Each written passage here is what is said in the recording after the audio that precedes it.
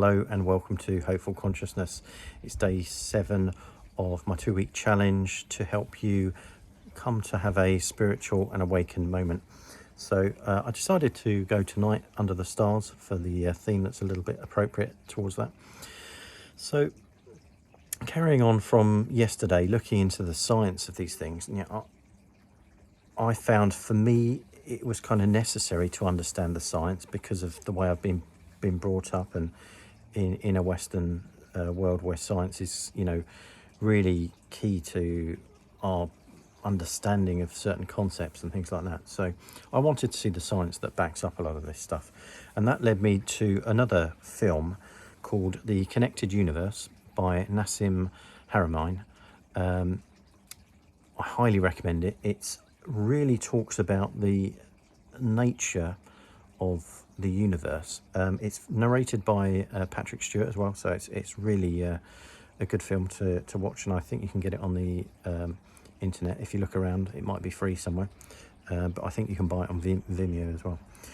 So looking at those concepts and delving into that even further, one of the things that he talks about is photons, these units of energy that are inside us, inside every atom, and things like that, and how they're all connected with each other.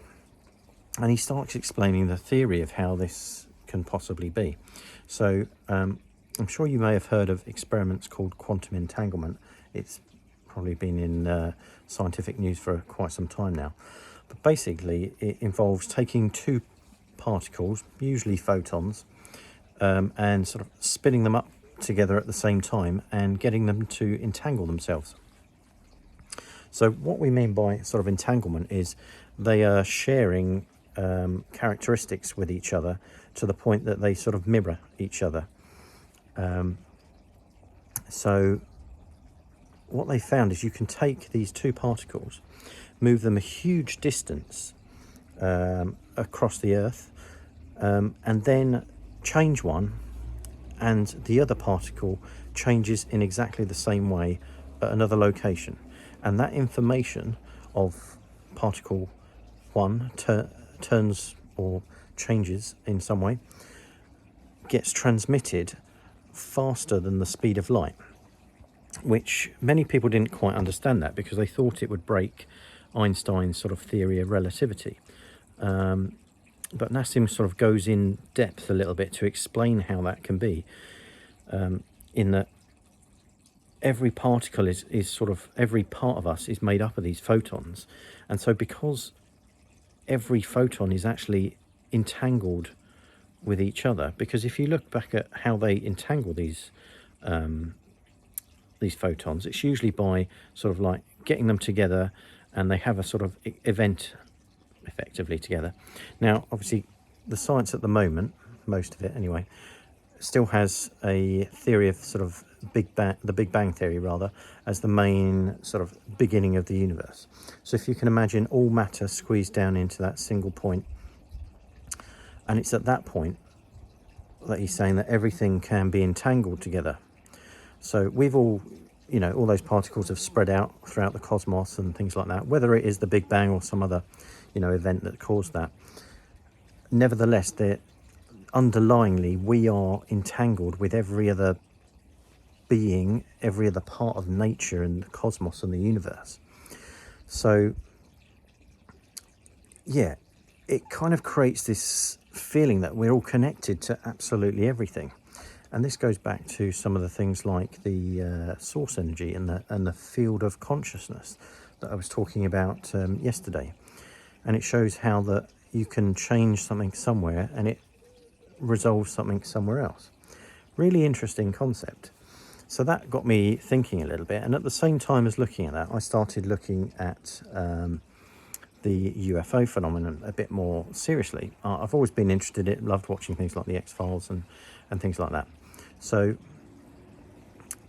whether or not you sort of believe that can exist or not,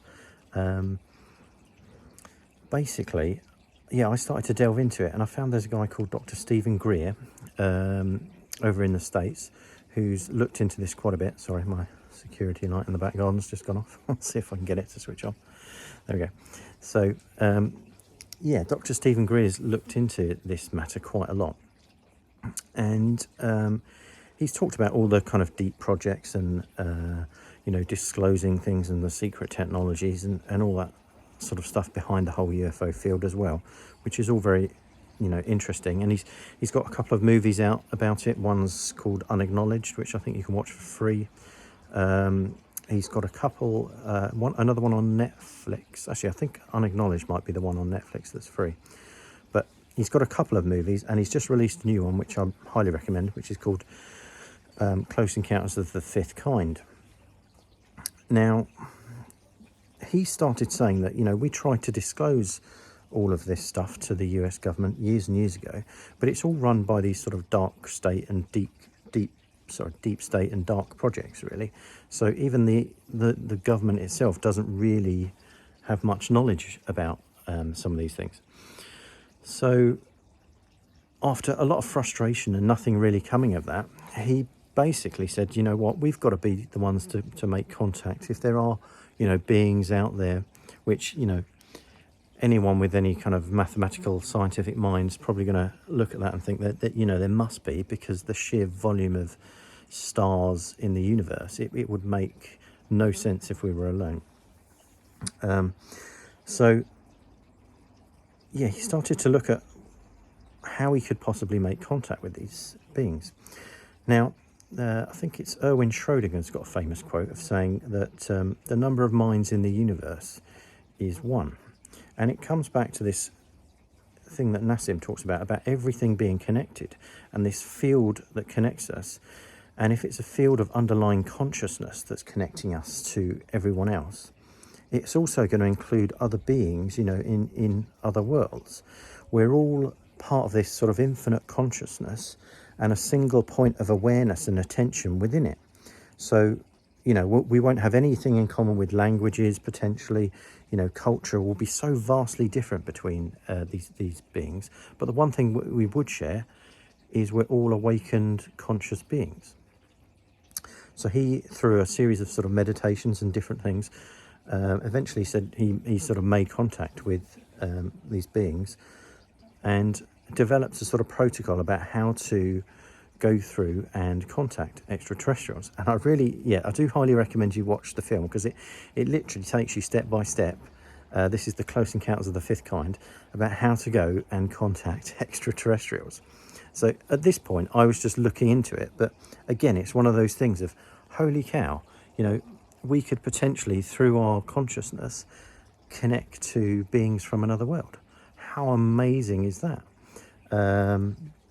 Yeah, so it just sort of, again, opened my eyes a little bit, that there's so much of this world we just aren't being taught in schools and understand. Yeah, so join me again tomorrow and I'll go into a bit more detail about that. And then there's a series of events I went to in London which kind of just blew me away, but going back a little bit more into the spiritual side of things. So look forward to seeing you again tomorrow for day 8, and speak to you soon. Bye bye.